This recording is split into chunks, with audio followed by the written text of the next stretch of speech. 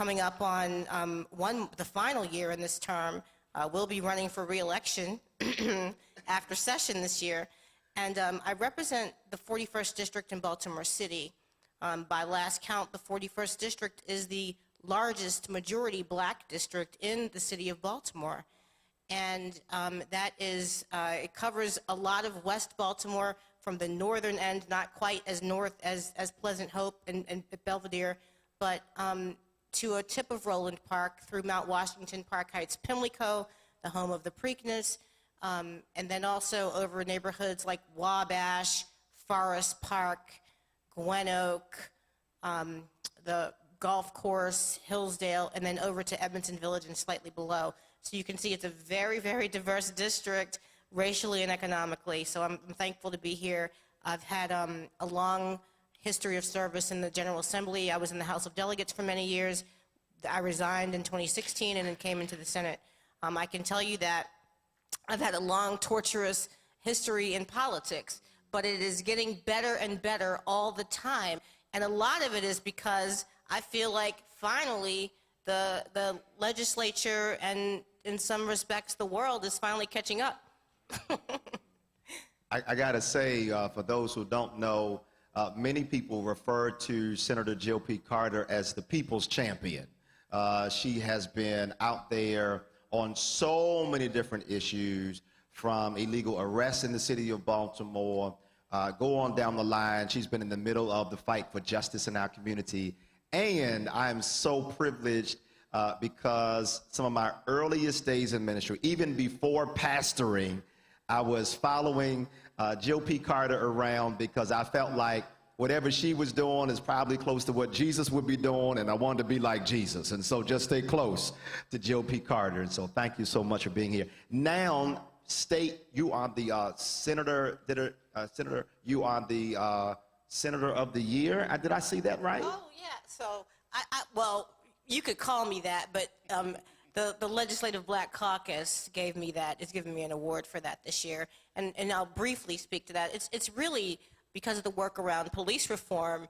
And so even though we finally passed what is characterized as sweeping reforms, even though we have a lot more to go, it's the best we've ever done up until now.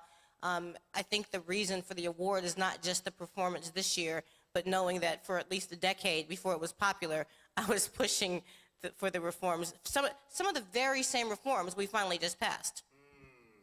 The long road, a marathon. Thank you. Yes, right. Let's give it up for Senator Carter for her leadership on that front. That's so very important.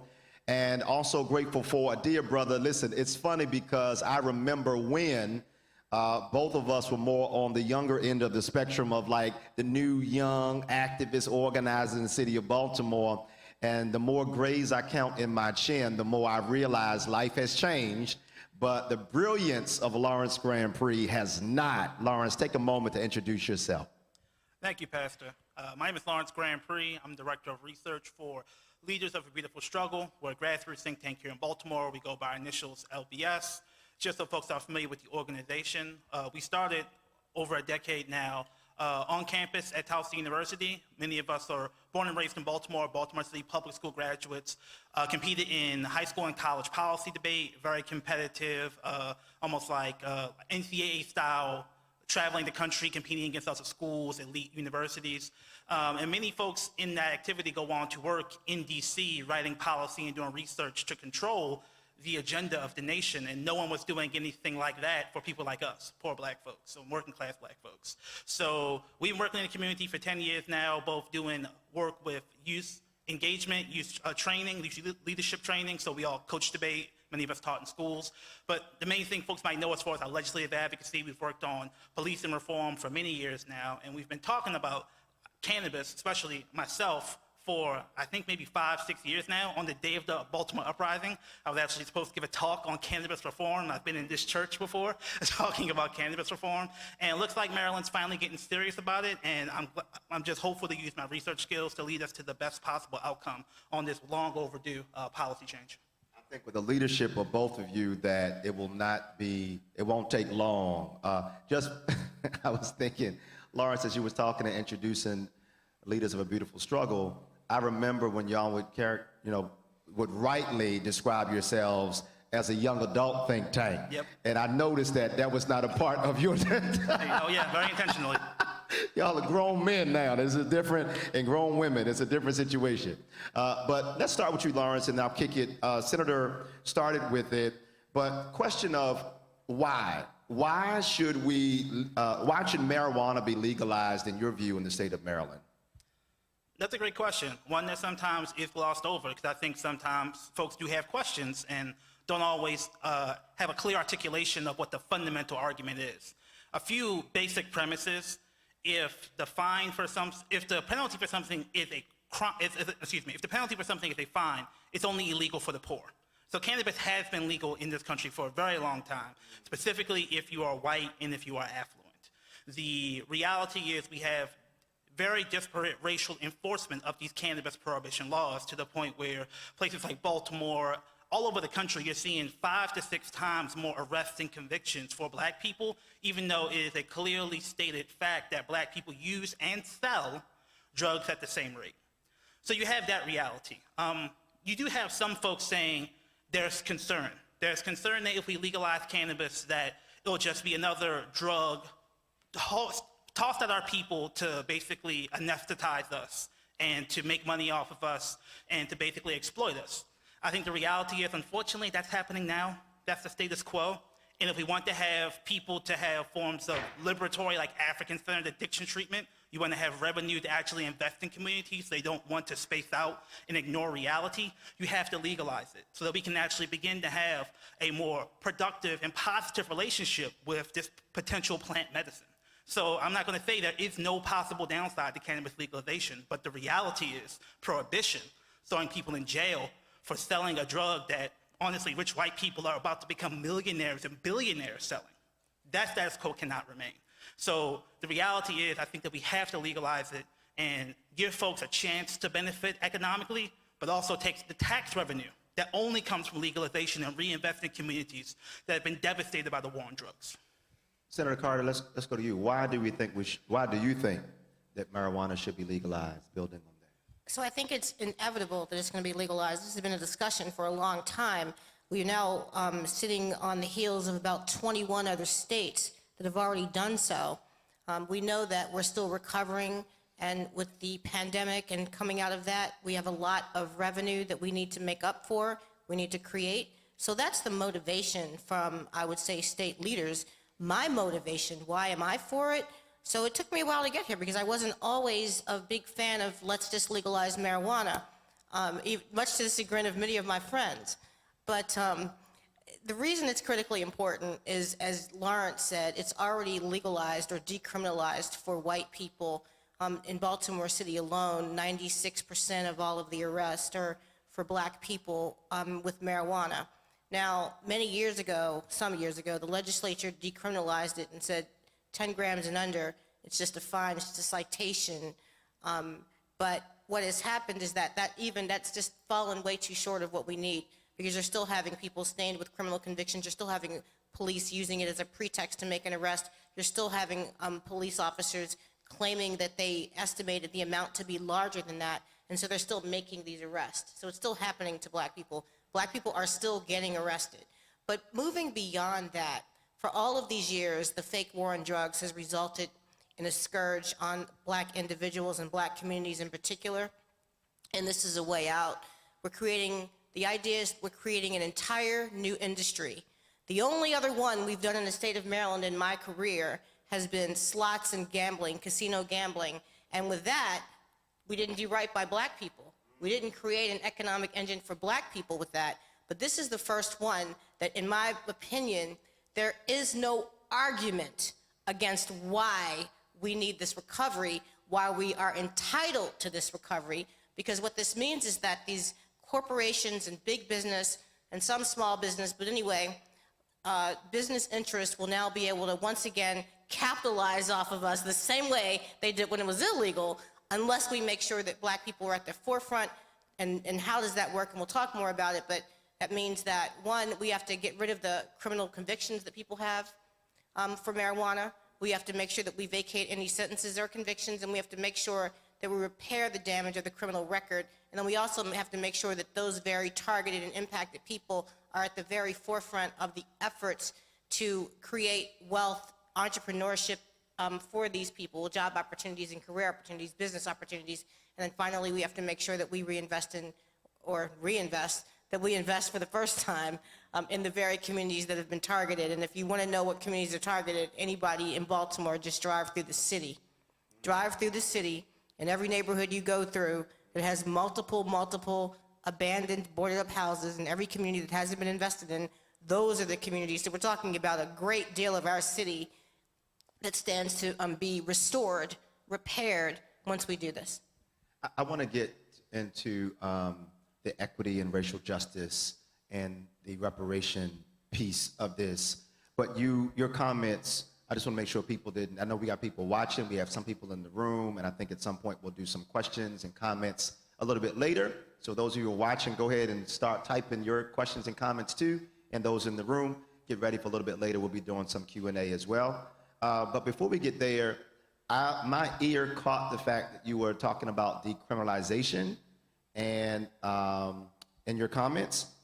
And when our church, when Sha'Carri Richardson was disqualified from participating in the Olympics this year, I put a sign on our church marquee that said, Sha'Carri Richardson, you are still that girl, hashtag legalize. And people, I posted that sign on our social media pages, and people in the comment section started having debate about legalization versus decriminalization. And it was the first that I heard. I appreciated the debate because it was the first I heard about the distinction between the two. Can y'all talk a little bit about, Senator, can you talk a little about, and then we'll go to you, Lawrence, the difference between decriminalizing marijuana and legalizing it? Thank you. Well, first, I would argue that decriminalization is something that needs to happen for controlled dangerous substances across the board, drugs more severe than marijuana. And why should that happen? That should happen because people need treatment on demand, and they don't need to be criminalized for addiction to drugs, and that happens far too often in our community. But the reason that we need to legalize marijuana and move beyond just decriminalization is, like we've talked about, because we need the revenue. We need the revenue, we need the revenue, and we need the opportunity.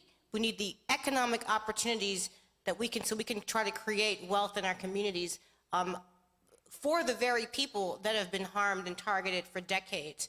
And then finally, with that revenue, I want to make it clear, because you didn't speak exactly to this, but I want people to understand that when we talk about legalizing, we're talking about taxation and regulation. And so that does not actually mean that we would say, oh, it's okay for everybody that's running in the Olympics or participating in sports events here or driving a car here to do so while impaired. We'd still be regulating it and say, you know, in this situation, you can't do it. You know, we don't want you flying the plane or driving the car while you're impaired. But what we do want is to create another economic engine for revenue so we can restore communities and individuals. So decriminalization does not go far enough to address the issues that you just raised. I love what you also said, because I've heard people for years talk about addiction as a public health. When I say years, I'm relatively, maybe 15 or so. It's not been forever. But talk about addiction as a public health issue. And what the light bulb that you just helped to turn on in my head was that decriminalization keeps us in the same rut, or at least keeps us closer to the same rut of treating addiction as a crime and not as a public health issue. Lawrence, add to that, decriminalization and legalization. I think a lot's been said. I'll add a few things. Just to be very clear, decriminalization doesn't mean there's zero criminal punitive component to what happens to you if you're caught with a certain amount of cannabis. It just means that, as the senator said, they're going to go straight to the citation, the fine, as opposed to recommending jail time. Now, what happens if you don't pay that fine? It unleashes a set of collateral consequences where you can then actually still go to jail. And again, especially if you are suffering from poverty, you've just sort of managed to recriminalize poverty. Another thing that popped up in my research, when you decriminalize cannabis, there's a study from Prince George's County, because Maryland has decriminalized cannabis, and we still see this massive disparity in who gets arrested for cannabis. It's still predominantly African American, as the senator said, but it's worse than that. When you decriminalize it, many of the police officers believe, I'm not going to send them to jail, so I'll write them up for things they would have otherwise just confiscated your cannabis and let you go. This is called net widening. We actually widen the net of people who start to engage the criminal legal system. And actually studies have found that decriminalization can sometimes widen the net, bring even more people into the criminal justice system, because cops are like, why not? It's just a citation. I'll write them up. So these are the perverse realities of our criminal legal system, where if you don't fully legalize and do reparations for the war on drugs, you still have the structural inequity that's going to manifest itself in things like what we're talking about today. So I do think it's a really good faith belief that I don't just want to unleash the Walmart of weed upon our black communities, that no one is advocating for that, right? So the reality is, if we have a good legalization bill, it's going to allow us to give people the opportunity to actually benefit, because right now they're just being exploited, because even if you're selling weed, you can't bank that money. You can't turn that into a productive change in your lifestyle, because it's illegal money. So we're giving people productive opportunities to change their lives. They're not always stuck in this cycle where they're continuously exploited. This is so rich. Listen, I'm ignorant, y'all, so I'm gonna ask all my questions I've ever wanted to ask about this issue. My last one on this before we get to the more equity and reparative angle is, you're talking about there could still be, even with legalization, like you said, flying a plane or those types of things, there's still regulations in place. Would that also connect with like the amounts of, let's say like a cruise ship full of cannabis? Would there still be some consequence or there's regulation, I would imagine. How does that happen? So that I think that's going to take us into the weeds a little bit, and I'm happy to do that, because I'll tell you why. One of the biggest debates we're going to have in the legislature is about amounts, and should there be a limit on amounts. It's going to come up when we talk about whose sentences, convictions we overturn. Do we want to overturn people that have convictions for selling large amounts or not? My argument is yes, because we're going to let white companies now sell large amounts. And I say white companies because our goal while we're here is to make sure that that doesn't only happen, that we have black people that are able to engage in this industry and participate in a fair way. But if left to the devices of the legislature as they passed medical marijuana, we have no black participation there. So we're letting white companies sell as much as they want to sell. So my argument is I'm against limiting amounts, but when we talk about regulation, there's going to be a process for licensure, for who is allowed to have a license to grow, who's allowed to have a license to sell, to engage in retail. And what is critically important is that we make sure that we have a wide net so that we can get all of the black people who have been targeted individually and in community while it was criminal to now be able to avail themselves of the opportunities to engage in the legal industry. And so I think that we should not limit amounts, but where amounts is going to become important here is to make sure that even small people that don't have a lot of money, that can't afford a license for high volume, that they're still able to somehow participate at a smaller level. Awesome. So let's pivot. Oh, go ahead, Marshall. Just a few things really quickly. Just to be as clear as possible, I always assume that someone like my grandmother is listening, God rest her soul. So just to break it down at a basic level. When you talk about legalizing cannabis, there are certain things that happen that prevent the worst case scenario, again, like the Walmart of weed just flooding the black community. You have to test the cannabis for potency. Some weed have gotten stronger, but right now you don't know because it's all in the street economy. So if you want to actually be able to moderate your dosage of THC, you actually need cannabis to be legalized so that you can actually know what's in each strain that you're buying. So the other thing related to amounts is that we're talking about the distinction between being caught and charged with possession of a controlled substance and being charged with intent to distribute a controlled substance.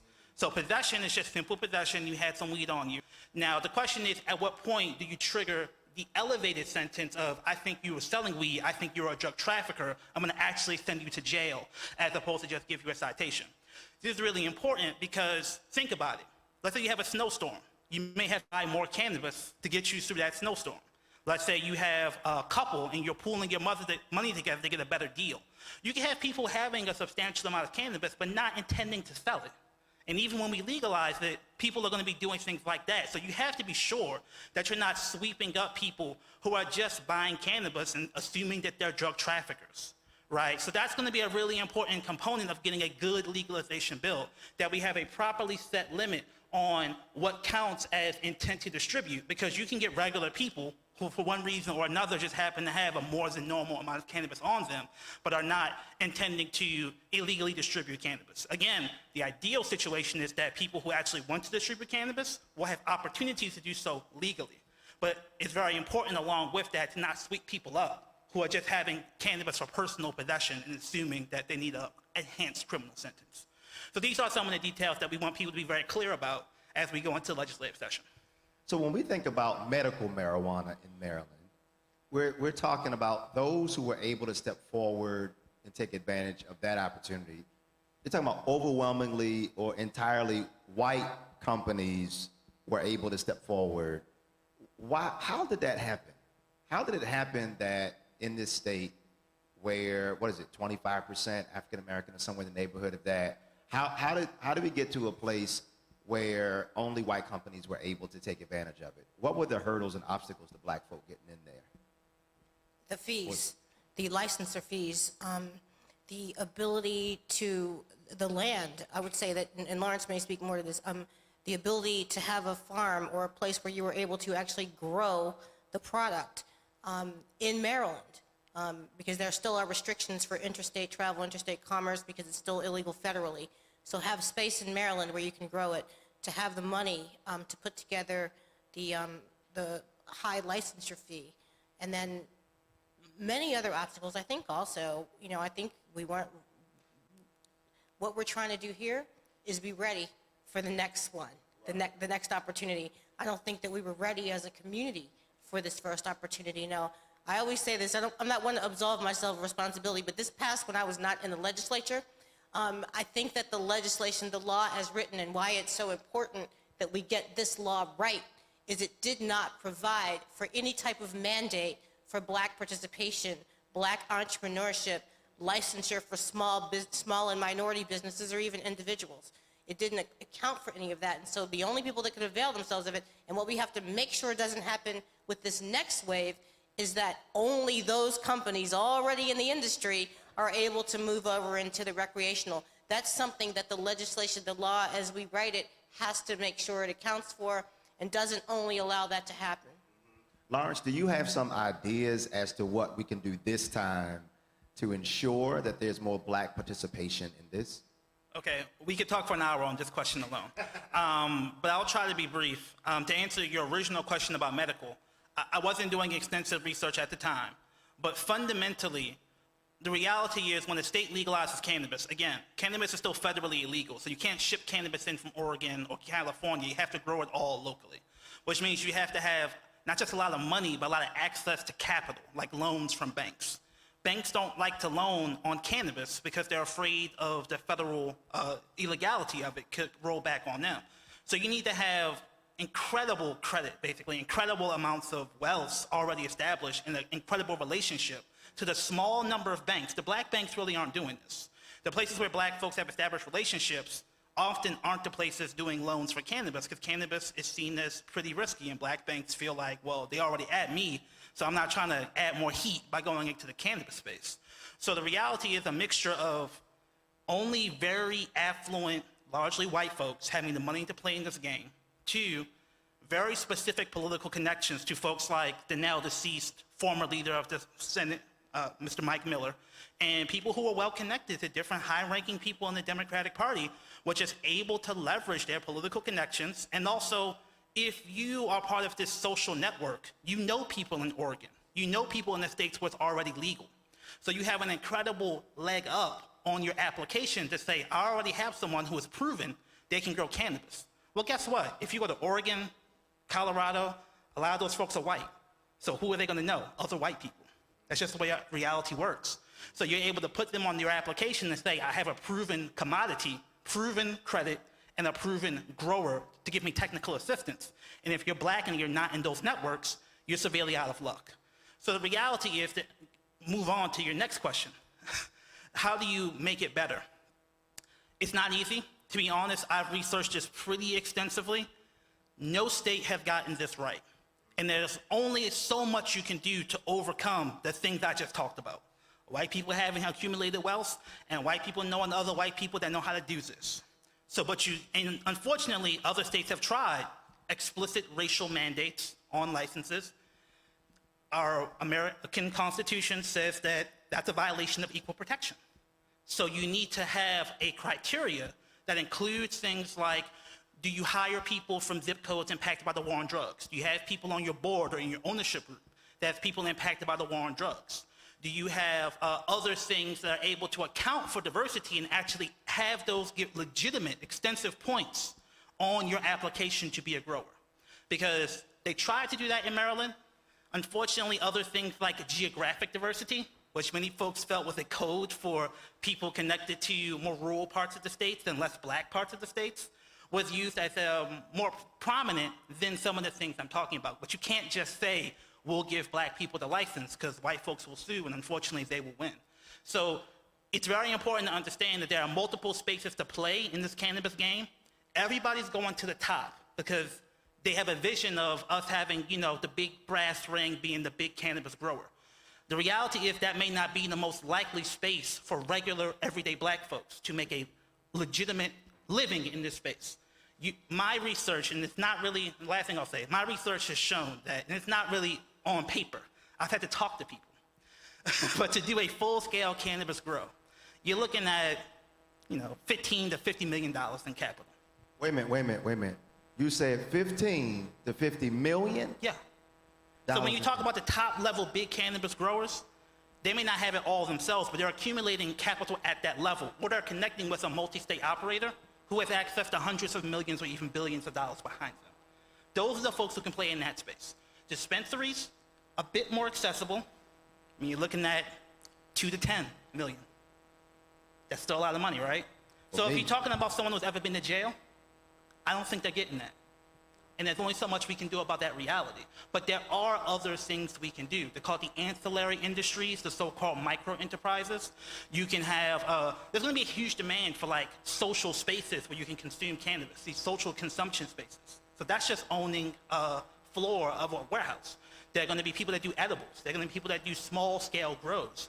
There are gonna be people that just own so-called head shops where you sell rolling paper and you sell bongs. You're not even touching the plant, but you can make a lot of money doing that. So we have to be creative about how we understand the economic opportunity in this space, because if we allow the small cadre of black folks who can actually play that game to be the definition of racial equity, we're gonna be putting a lot of eggs in just that one basket. And that's not to say those folks shouldn't have a chance to compete or deserve to win. But the reality is we need a far more diverse and I think bottom-heavy vision of equity, where a lot of folks go to the top of that pyramid and focus there. Yes. So we've talked about this extensively, and I completely agree with and support everything that Lawrence said. Even though I know he's brilliant and did all the research and he is my subject matter expert, I am not willing mentally to concede that we can't find a way to play at the highest level. Two, in addition to the ancillary, it's kind of like prime contract, subcontractor.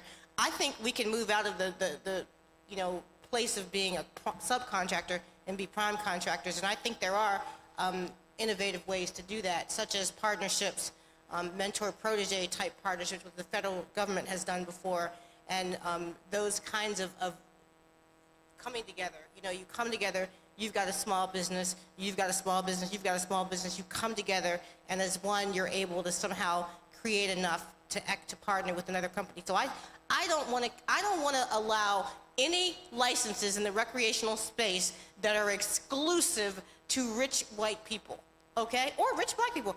This is about us, those that are targeted. So I think I'm not yet willing to concede that we can't do it there, but we're gonna do it. I wanna do it top to bottom and bottom to top. And I think that we have to go for it. We have to try. Nothing beats a failure but a try.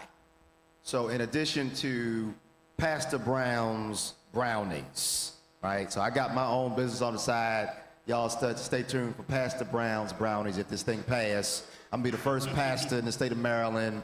It's gonna help get the building fund going here at the church. Pastor Brown's brownies. So we have that. But what you're saying, Senator, is also coming together. My question, my wondering is, it feels like, and I'm so grateful for us having this conversation now, it also almost to me feels like that kind of coming together with groups who have stuff going would probably also need to happen now. And maybe it already is, I just don't know, that those type of strategic conversations are happening amongst black folk right now, not after session starts and the wheels start rolling, so that we're ready and in position. Y'all would know better. Not enough. There are some of those conversations. I know that you might have seen this, Lawrence. Like Michael Arrington has started a nonprofit designed to educate and solicit participation in this new industry for black people. So there are things in motion. But I think that even as we're having this conversation, right, it's not enough. Here's why. Once there is legalization and regulation, what about the people who don't know this is going on and they still doing their subculture, backdoor, on the street illegal trade? Like, we need to grab them up and bring them into this fold. We need them to be able to make money legally and stop doing it that way. So that's why education, the education part of this is critically important. You can't create opportunities for people and benefit them if they don't know that they exist. You make me, Lawrence, you want to jump in? To add to what the senator said, it's really serious because I'm not directly connected to the subculture, but I'm close to people who are.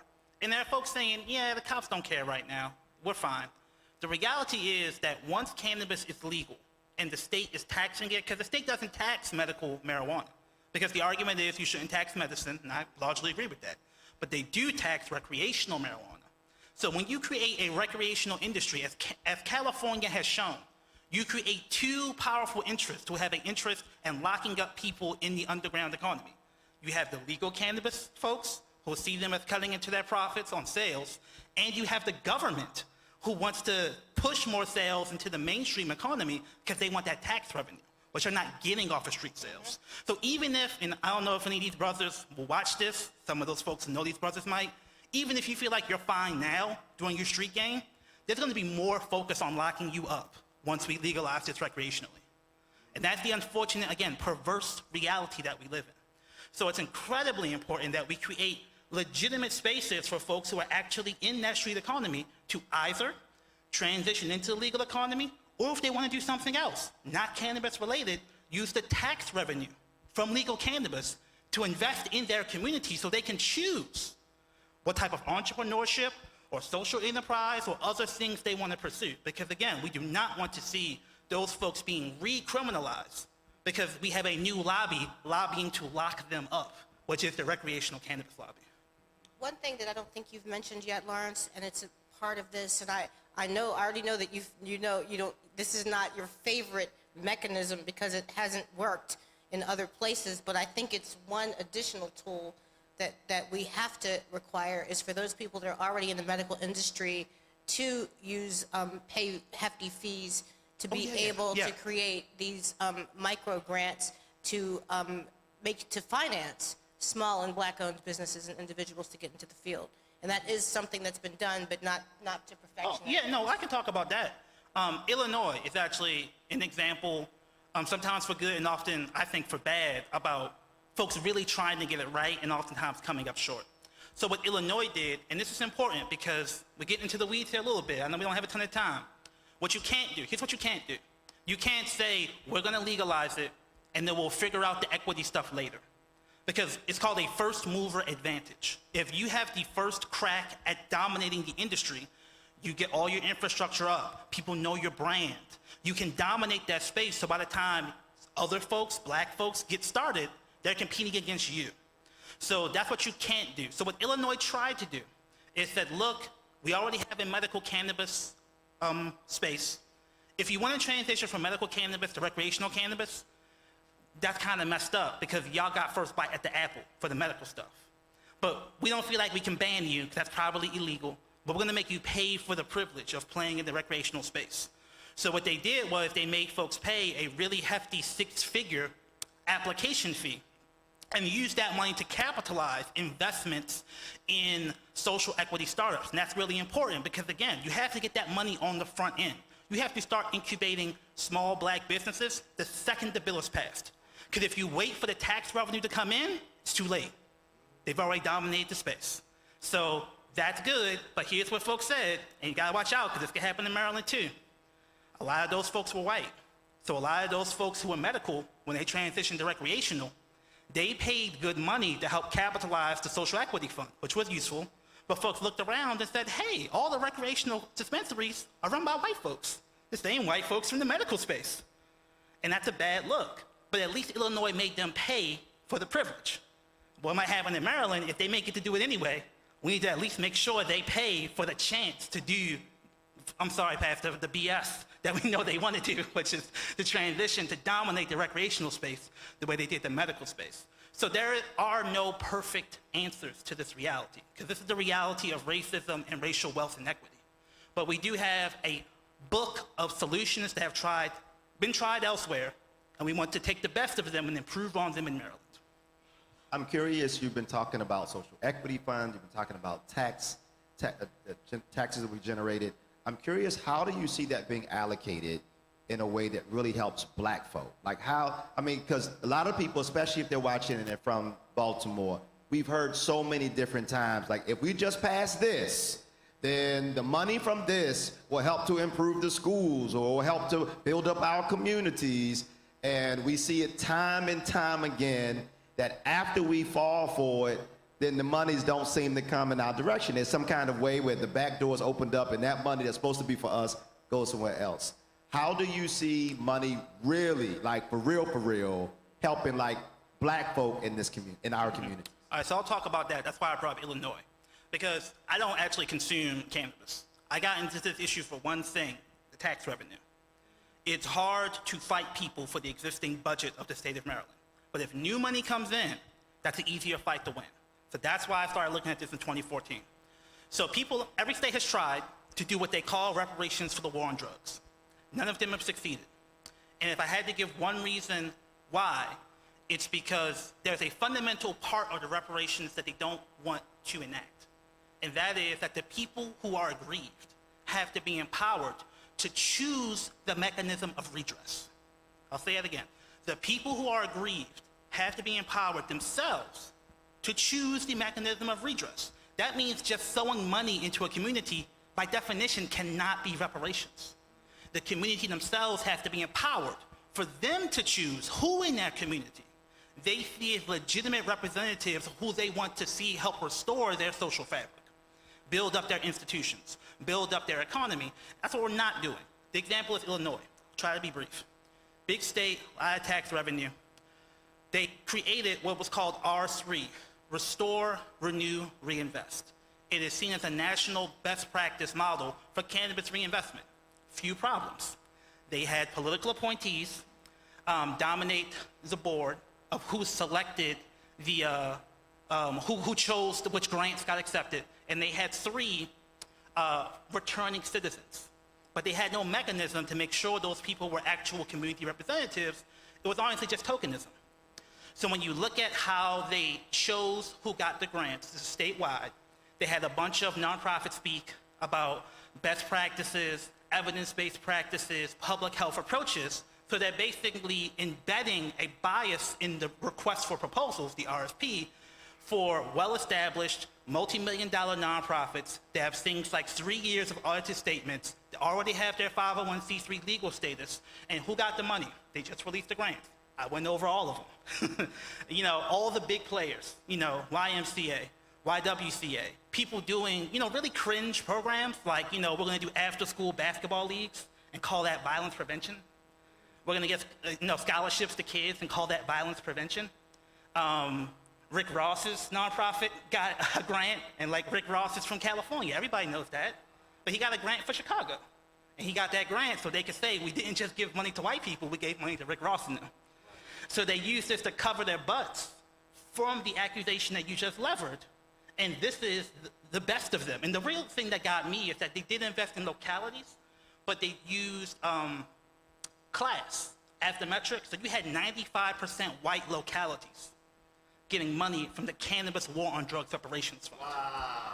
So this is what happens when you centralize the money in a state capital and you allow the political machine of, again, the Democratic Party in Illinois to choose which of their friends connected to the Democratic Party gets the bread.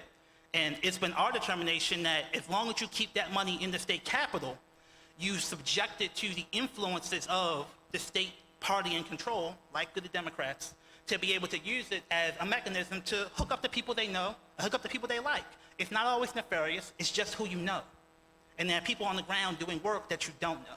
So our whole thing has been, though it's not perfect, find a mechanism to actually invest money into the localities and have people be able to pressure their city council person and pressure folks at a local level to choose a participatory or democratic mechanism that's to their liking, that they want to kick out that bread.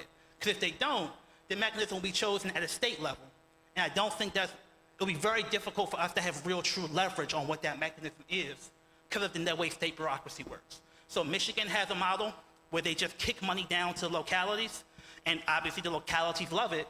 And we're basically trying to take the Michigan model and improve upon it by having some explicit language about things you should invest in that are focused on social justice, that are explicit that you have to have an ordinance approved by community and the community's influence on the city council or the county council to have a mechanism of who holds the money and how you choose who gets the money that's to the community's liking. Legislation cannot solve all of our fundamental problems. It can create points of leverage, points of opportunity for us to force a political system that fundamentally doesn't want what you just talked about to happen, to actually care about the fundamental need we have for this to go to the grassroots level. So this is, again, I've been talking about this for 7, 8 years. I started not thinking this. I started thinking we should have a big state level racial equity portfolio by experts. And over time, I realized that they use that desire that people like me have to think you can have a beautifully designed policy. They use that to trick you essentially into embracing certain gatekeeping mechanism where they use to basically embed the bias in what looks like social justice language. And that's what we're dealing with in Maryland right now. That's what we're fighting, and that's what we're going to continue to push on. So I've been around you. Thank you for that, Lawrence. Senator, I've been with you and around you long enough to know that when Lawrence talks about grassroots, that's near and dear to your heart. Being out in communities, knocking on doors. I've seen you talk to anybody and everybody all hours of day, middle of the night, registering people to vote on Greenmount Avenue, going down the line. Been there, done that. I'm curious, when Lawrence talks about, and I love the way you broke that down, Lawrence, about legislation cannot solve all of our problems alone. It creates leverage points, and then having that grassroots piece in place to be able to push that lever now that it's created. We're about 3 months out from the beginning of the session. What does, from the grassroots side of things, what needs to be happening like yesterday in the grassroots organizing arena to even get ready to prepare? Because all too often, I'm gonna just be straight up, all too often, after session starts is when I start seeing all the energy. We gotta get people to come out, and I'm feeling like you so late, because those who have a bigger horse in the race or whatever, they're already at the table with their people organized. I've seen that, right? And so what do you think needs to be happening from the grassroots side of things to really start organizing now, even before the first day of session? So thanks for that. And I'll tell you, we have a bit of an example, a good example of doing it right last session when it came to police reform. Because we had all of the coalitions, all of the organizations, small and large, well-funded and not funded, come together and form one coalition on police reform, agree on 5 pieces of legislation. There were many more that needed to happen, but we got agreement on these are the 5 points we will not relent on. And I think the same thing or similar thing has to happen here. Everything that Lawrence said, we know that those that have been most impacted by the problem are best positioned to come up with the solution. My concern is that we're asking people who have been neglected and cast out of a system to do an awful lot of buying into a system in order to avail themselves of the benefits. I'm worried about that, but I don't think it's impossible, and it's all we got. So we gotta reach out, we gotta have organizations come together, we gotta hit the people on the streets. It's hard. It's not easy at all, but it's possible to do. And there's another part of this too that is interesting, and I'm not sure how it's gonna, Lawrence may have more political intel than I have. I'm in the Senate, but I'm still not an insider. But the House Speaker wants to put this to a voter referendum. The Senate, to my knowledge, wants to pass it straight up this year. My preference, believe it or not, even though I'm all for democracy, I think that's a stall tactic.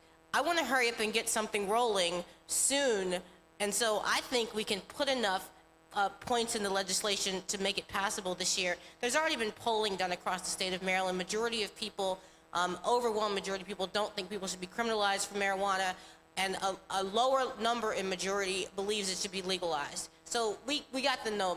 Most people, get it. It's not going to people are going to lose elections because this is happening. So I think that's something important. So in answer to your question, the best answer I can come up with is we got to educate people. We got to educate people.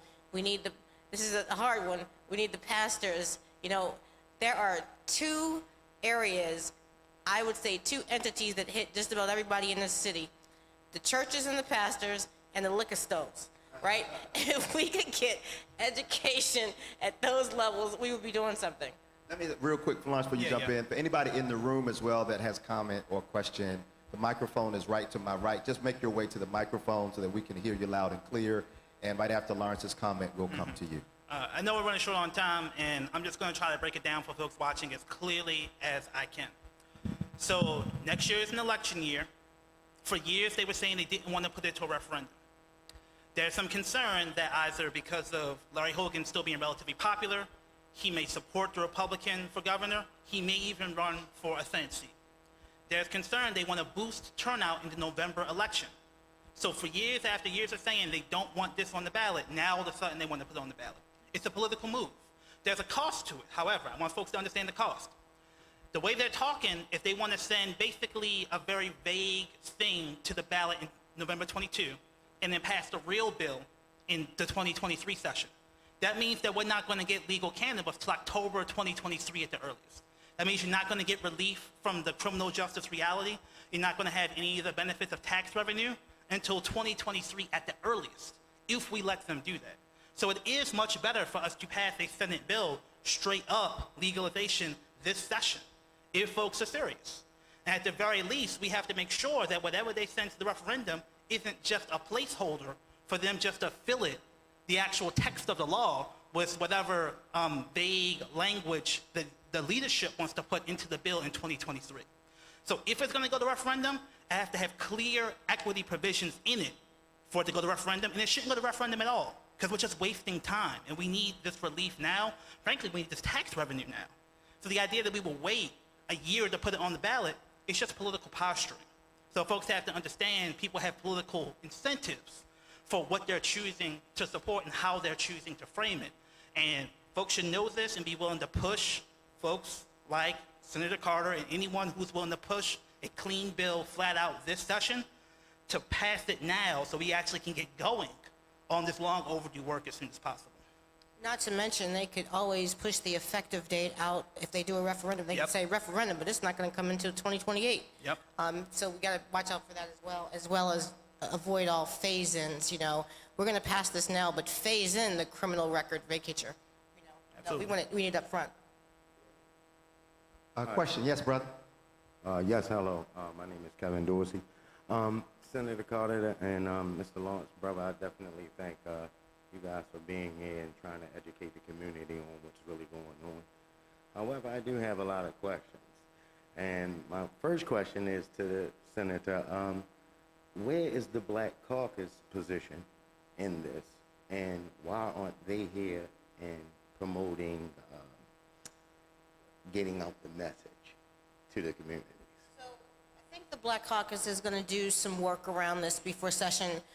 For the most part, the Black Caucus, to my knowledge, there is no piece of legislation yet that has been embraced. We're working on concepts. what are the things we can all agree on? But I can tell you that the leadership of the Black Caucus, his name is, the president, his name is Delegate Darrell Barnes, he is very, very much in favor of this equity in marijuana. And I'm part of a work group within the Black Caucus that's just like the Black lawyers, and we've been having regular meetings working on this, and this group is embracing the concept, not a bill yet, but what are the areas that we can agree on that must happen. And I can tell you, this is some good news. This is some good news. Just like police reform was relatively good. It was one of the strongest showings I think we've ever had, in my knowledge. The Black Caucus stood strong on, these are the points we're not going to relent on. But that was largely advocate and grassroots pushed, right? So we need that same kind of momentum here. But I think that the Black Caucus, from everybody I've talked to and every meeting I've had, we would never support legalization if we aren't coming with equity at the same time, simultaneously. Thank you very much. Also, I wanted to ask Senator Carter, where does the Black Caucus stand with the effort by the sister and Honorable State's Attorney, Mrs. Mosley, who refuses to prosecute any marijuana cases? And I know that Mr. Lawrence said earlier in his comment that it's not going to last forever. Eventually, they're going to start prosecuting and chasing, widening the net, as he said. The Black Caucus, I haven't really heard anything with them in supporting or not supporting Sister Mosley in the city, and because she stated that she found it to be completely unfair for the state of Maryland to receive licensing fees for marijuana under the guise of medical marijuana, but they still want to lock Black and brown people up for that marijuana. So the Black Caucus hasn't taken an official position on the state's attorney for Baltimore's position, but keep in mind, they're a statewide organization representing every jurisdiction. And I'm not surprised they haven't, because there's not a specific piece of legislation that this speaks to necessarily. And I think we're also, and again, I'm not speaking for the whole Black Caucus, but I would also say that the legislative body generally has been one of incrementalism, that we don't take a broad position such as never none. We take small steps with, we're going to decriminalize this amount and that amount and the other amount. And I would say, though, that on this marijuana issue, we're all going to be for getting rid of the criminal convictions and for making sure that people have opportunity. I know this just based on multiple conversations over many years. Real quick, definitely support Ms. Mosby's effort on that. To be clear, I believe that applies to possession and not intent to distribute. So my concern is that, even right now, there probably might be some reticence around intent to distribute, but once the pressure starts coming in, we don't know whether that's going to hold up in terms of how, for example, police do their police work. It's not just weight that goes into intent to distribute. They can say you were looking like you wanted to sell stuff, you had stuff bagged up in a suspicious way. So even if you're below the weight, you can actually still get possession with intent to distribute. So, and unfortunately, again, cops have a lot of money, and sometimes, their scales break, and sometimes people do want to just make their numbers. So that pressure starts coming in. And my concern is that, I feel, again, that could be the net widening effect, that over time, the stuff that gets, rolled down to possession now might start being charged as possession with intent to distribute. That's what we've seen in California. My other question was more economical. The growers and fee, is it the same as the licensing fee for a dispensary? And how many, what's the makeup as far as minority participation as far as in growing, and the minority participation as far as dispensing? I've only seen, I've seen several in D.C., but I've never seen but one in PG County that was minority owned. So I'll start, and you can finish, because I don't know. I'm not sure if I know all the answers. The fees are different for growers versus dispensaries. And you can correct me if I'm wrong, Lawrence, but I would say that in Maryland there are none. There are no minority-owned I have met one or two that are participating at the dispenser level, but they have come across so many problems and obstacles and hardships that I don't have confidence that if we don't do anything to change it, they're going to be able to continue to exist in the industry. So I'm going to say it boils down to almost no black participation at all. Now, you got to remember, brother, real quick, they do play semantic games when we talk about this question. So the original process went through, and then remember, there's black ownership, minority ownership, and then there's majority ownership by a minority. So you can have a black person owning a piece of a cannabis industry, a cannabis grower, and they'll call that minority ownership, but they're not the controlling owner. So there are black folks who have pieces of cannabis growers in the first round, but there are, I think, was just one majority owned by a minority in the first round. And they just did a second round of medical cannabis growing.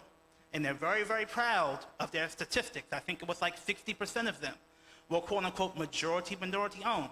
But what do we know? We know that affirmative action includes white women as minorities. Exactly. So we don't actually know the breakdown of who they're talking about when they say majority minority owned. My guess would be majority stake, largely by white women, with smatterings of black folks having pieces of those different growing operations. So this is unfortunately the semantic game we have, where Maryland's, like, the way they report minority ownership includes white women as minorities. So we don't have all the details, but anecdotally, we know that folks struggled to get legitimate consideration of their applications the first time. We know that folks oftentimes essentially get tokenized to have a diversity appearance on the application. So you have like really well-known football players or folks who, you know, have pieces of a grower. But what we're talking about is majority ownership, really by a black person, right? And so majority black ownership of a grower, that's been the struggle. And that's what we're talking about when we talk about legitimate equity in that place. Maybe last one, brother. This is for the whole panel, and you can answer this too, Pastor. Senator Carter was saying about as far as getting the information out. And she was saying the church is the key, one of the keys. But what about our black universities and our black radio stations? What participation do you see, what role do you see them playing as far as getting out the message? I mean, you know, they quick to play the Beyonce songs and everything else and promoting this club or that club. But what do we do about being able to have access to our black caucus, you know, black So I Democrats? think that's it's critically important that they participate. I know Lawrence has been on, and I've been on Morgan Station a couple of times talking about this issue, but it's not enough. It's just like church, right? You can't just go one Sunday and hear it. You got to go every Sunday. It's got to be repeated, and still you're a mess on Monday, right? So that's what I'm saying. You can't have one hit. This has to be like a narrative that is a continuing narrative in the community for people to really, for it to resonate. And let's be honest, a lot of the people we talking about are not listening to WEAA. They're not reading the Afro. They are not coming to church, but they might be hitting that liquor store, or at least the proximity of it, because, you know, liquor stores, why do I say that? Because liquor stores are in every neighborhood, right? And they are gathering points oftentimes for people for various reasons. And so I'm saying, like, we gotta, as Lauren said earlier, we gotta find people where they live, meet them where they live, and it's our responsibility as a community to do so. Okay, thank you. Let me go ahead, Pastor, and let you.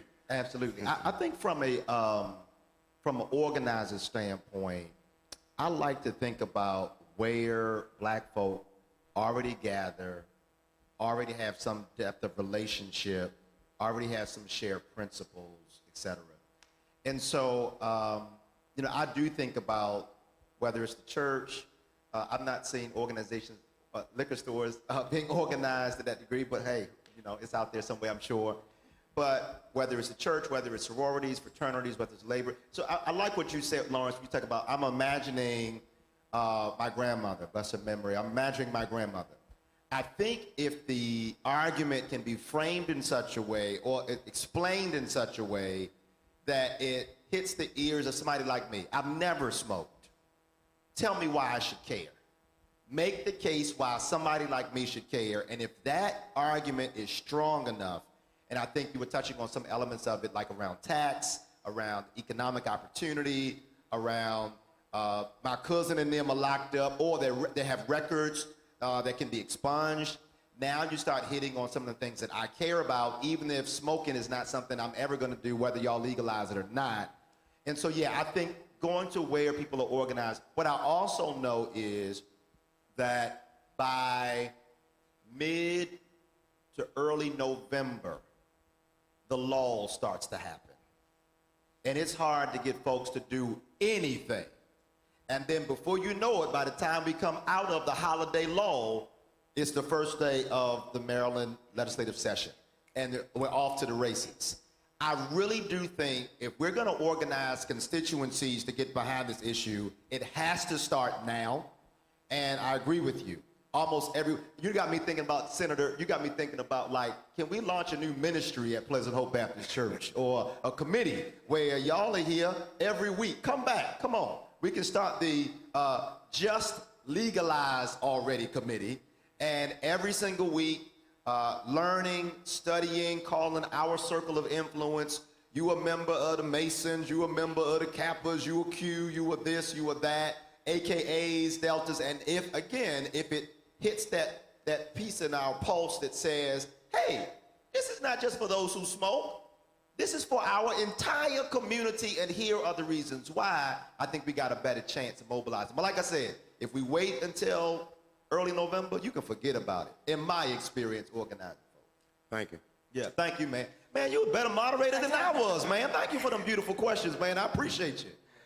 We are about to wrap up here now, and I'd like to ask closing remarks for both of you. But yeah, I mean, on that, where I just ended, if you could pick up as part of your closing remarks, imagine the larger, maybe even some elements of the more conservative black community, the respectable black folks, quote unquote, who they're not going to be admitting in public that they smoke.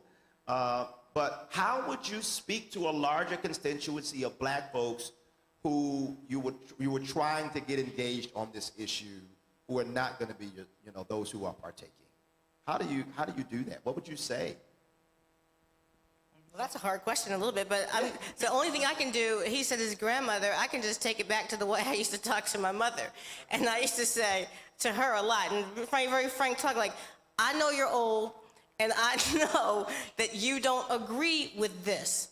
I know my mother, she would not agree with smoking marijuana. She would say it makes you, what she told me, it makes you lazy, you're not gonna do anything. But mostly what she would say is, you will get a record, and the record will follow you for the rest of your life. And so here we are, right on the cusp of the so-called sweeping police reforms. We're trying to limit that interaction between police and people of color, young black people on our streets. And so once we take this out of the equation, so that it can no longer be used as a pretext for brutality, that's another reason to care. That's another reason to care. Is your grandchild, you don't have to worry about your grandchild coming back and forth to the store and getting beaten up, knocked in the head by a police officer, or shot or something else. That's a really important part of it. But also, we've destroyed entire generations of people with this fake war on drugs. And I think even older adults at this point can recognize that the bad has outweighed the good, and that we have destroyed communities. We have generations and upon generation of destruction and devastation, and this is one vehicle that we can use to start to recover from some of that. So I think those are the reasons. The issue is not whether you like marijuana or like the smell, right? But you're gonna have that anyway. Right.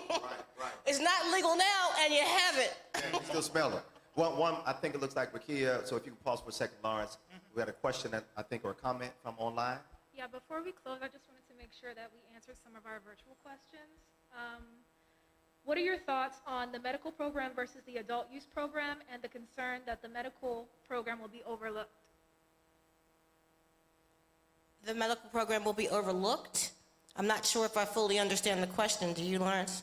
I have some ideas. Is there any more? Yeah, it's a three-part question. Why doesn't the current medical market have a diversity program embedded currently? And how do we diversify the medical marijuana program? Okay. You want to take it? Or should I think we've talked a lot about Yeah. that tonight. How we diversify is we make sure that those that have been impacted are specifically educated and solicited to avail themselves to benefit from the entrepreneurship opportunities created by the legal marijuana industry. That's one way we do it. And we also make sure that a criminal record is not a bar to being able to participate in the industry. I think those are two important ways. Yeah, briefly, we talked a little bit about some of the politics around, Mike Miller, the Democratic Party, picking their favorites in that process. I think there have been some concerns that when you have recreational, it takes some of the supply away from the medical, and people who need it as medicine are concerned that people who just like it, they'll be hurt by that. There have been really strong focus on that in other states. So some people have concerns, but I do think that it's a concern that's been seriously thought about. And the hope is that the barrier for entry in recreational will be lower than it is in medical. Because medical, you're making medicine. It's got to be tested. You can sometimes have stronger products in the medical space than you can have in the recreational space. So they're more expensive, they're more complex. So the idea is that with simpler products in the recreational space and a new round of learning from the mistakes of the medical space, that we will still have a medical cannabis economy post-legalization. We can try to improve diversity there, but this recreational space has a lower barrier of entry. So folks who weren't able to access that medical money can access the recreational cannabis opportunity. And how do we ensure that a majority of the equitable opportunities aren't primarily given to white women? Given to who? White women. Or not given to white women, I'm assuming. Separate the goals is a concept from, the contracting industry, that you don't just say minority in one umbrella, it's specific minorities. And we know, first of all, we know that there is no argument that black people in Baltimore City have been primarily impacted by the illegal drug trade and by the fake war on drugs. Yeah, I was on a webinar where one of the people on the Medical Cannabis Commission said it's Maryland law that they report that way. So it sounds like we should just change that. Like we should eliminate the custom of reporting MBE as this unified conglomerate, because we know they're not. Like the reality of wealth accumulation means that white women, though they've been discriminated against as women, will benefit as white people from inherited wealth. So you have to be able to delineate black folks, working class black folks, working class Latinos, to be able to actually understand what's going on. Because again, the Medical Cannabis Commission is doing a victory lap, talking about the diversity in the medical space right now. And I don't think that's the experience on the ground. And our final question, can you speak on some specific programs that the revenue from the legalization of marijuana will help fund? I can't, and that's the point. I cannot, and that's the point, right? The idea is there's this intense desire, what I've seen, to be able to point out exactly what the money's going to go to. I don't know what PG County needs. I don't know what Washington County needs. I don't know what the East Side needs. West Side, right? So the idea is that we need to invest in containers that have capacity, build their capacity, and be able to have people who know, be able to invest in programming that actually reflects the community. A brief example, I'm not saying they're going to get this money, but I today went to a program that does manufacturing of clothing in West Baltimore on North Avenue. Most people don't even know that the Image Center exists. Most people don't even know Mr. Aziz and the work he's been doing over there, So there are things like that where it's just like, you wouldn't know, but the people in the community would, right? Now, things like that probably exist all over the city. And what I'm saying is we should have some mechanism to at least have the opportunity for things like that to get legitimate investment, because that's going to be different than just like another after-school program run by a nonprofit that already runs 20 after-school programs. Not to say that that's not good, but the point of, again, reparations, I think, should be to invest in folks who don't typically get that money, folks who are deeply proximate to the most impacted of the war on drugs. I'll just quickly add that I agree. We should not be paternalistic in making determinations about where this money should go. The people that are impacted should, and the only earmarking that I'm interested in doing is earmarking by zip code. Thank you both. Thank you. Well, our time is running out. Lawrence, give you an opportunity for a final comment. And Senator, you can close us out for final comment. Thank you so much. Really appreciate it coming back to the sanctuary and having this conversation. My name is Lawrence Grandpre. I work with Leaders of a Beautiful Struggle. You can find us on social media at LBS Baltimore. On any of your social medias, we're going to have a lot of events coming up. We have our Black Legislative Agenda Day, where we're going to run back this conversation to give more detail in December. We have multiple things coming up. The best way to keep in touch is to sign up for our email newsletter. So you can go to lbsbaltimore.com, sign up for our email newsletter, and keep track of all the things that we're working on. We really appreciate it. I want to thank you, Lawrence, for all your work and research on this over the years and for being such an asset to me and other people that are trying to navigate through this process. I also want to thank you for being one of the only people on the planet that talks faster than I do. I'm slowing it down. I've learned to slow it down just a little bit.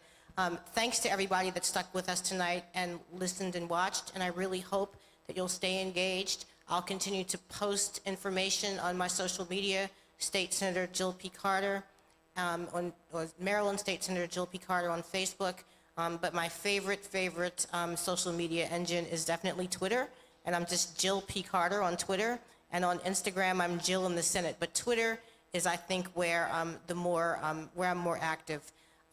Also follow LBS because I know that they're going to continue to work through this process, and I know that they're also going to work with other organizations in collaboration, and so this is our opportunity. That's all I have to say. This is our shot, right? This is our shot. We don't know when we're going to get another opportunity to create wealth in our community with a whole new legal industry. Well, I'm Pastor. And thanks to Pastor Brown. Absolutely. Well, I thank both of you. Again, I'm Pastor Heber Brown III. This is the Pleasant Hope Baptist Church. I want it on the record that I am in strong support of the legalization of marijuana in the state of Maryland. And if you are watching this, I don't care if you're Christian or not. If you're not Christian, I don't even care. We need to come together to organize. Certainly my passion is more on the grassroots organizing side of things. We can trust the leadership of those in Annapolis, like Lawrence and the state senator who've been leading us for so many years on that end. I want to make sure that when that leverage gets created, that our community is in a position to do something. Every congregation, if I can just talk to church folk just for a moment, every pastor watching me knows that every one of your members has been impacted by the war on drugs, quote unquote. Every one of our members has been impacted. We've gone to enough jails, prisons, and graves to see the results and the outcome of the quote-unquote war on drugs, and as quiet as it's kept, many of our members not only utilize cannabis for recreational purposes, but many of the seniors in our churches are using the creams for that old friend named Arthur. You know arthritis. It's in our congregation. It's already happening. I am excited about the shot that we have, and I want to encourage every church, every pastor, every fraternity, every sorority, anywhere where black folk are street organizations, Black Guerrilla Family, the Crips, the Bloods, the Crews, I don't care, wherever black folk are organized, this is our opportunity and the clock is ticking. Thank you so much for watching tonight's broadcast and program. Continue to follow State Senator Jill P. Carter, continue to follow LBS, Leaders of a Beautiful Struggle, and I pray to see you in church so we can get this work to organize our people to move the ball forward on this issue. Thank you so much for watching. Have a great evening.